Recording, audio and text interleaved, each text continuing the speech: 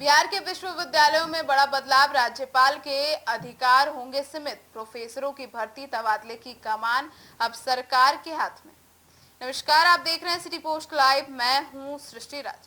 बिहार में उच्च शिक्षा व्यवस्था में बड़े बदलाव की तैयारी चल रही है। 20 जुलाई से शुरू होने वाले विधानसभा के मानसून सत्र में राज्य सरकार बिहार राज्य विश्वविद्यालय अधिनियम 2026 पेश कर सकती है।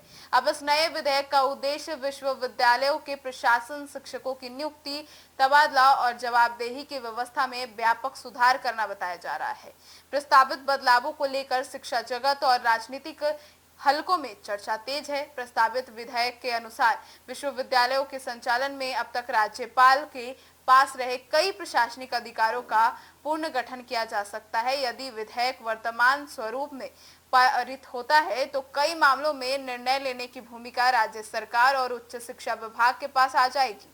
हालांकि अंतिम प्रावधान विधेयक के सदन में पेश होने और पारित होने के बाद ही स्पष्ट होगा।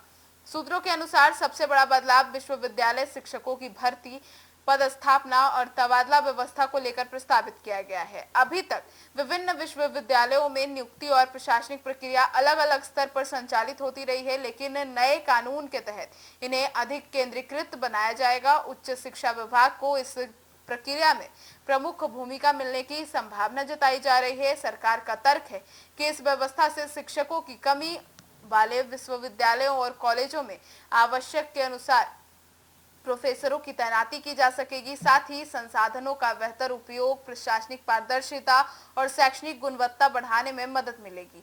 सरकार का यह भी मानना है कि एक समान नीति लागू होने से नियुक्तियों और तबादलों में अनियमितताओं पर अंकुश लगाया जा सकेगा। हालांकि प्रभावित बदलावों को लेकर शिक्षा क्षेत्र के कुछ विशेषज्ञों और शिक्षक संगठनों से चिंता भी जताई है। उनका कहना है कि विश्वविद्यालयों की स्वायत्तता यानी कि ऑटोनॉमी उच्च शिक्षा की मूल पहचान होती है और किसी भी नए कानून में इस सिद्धांत को कमजोर नहीं होना चाहिए।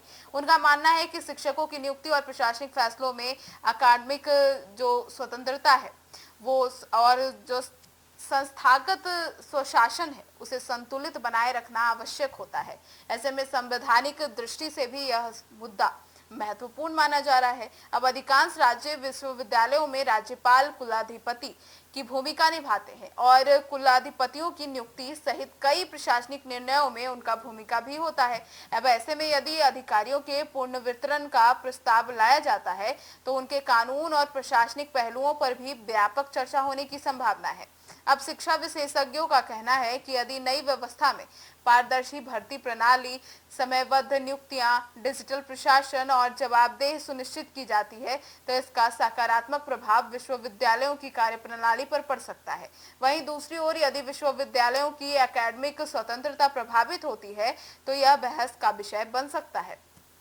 फिलहाल सभी की नजर 20 जुलाई से शुरू होने वाले विधानसभा के मानसून सत्र पर है, जहां प्रस्तावित बिहार राज्य विश्वविद्यालय अधिनियम 2026 का अंतिम स्वरूप सामने आएगा और विधेयक में क्या क्या प्रावधान शामिल होते हैं, उन पर सदन में कैसी चर्चा होगी, यह आने वाले दिनों में स्पष्ट होगा।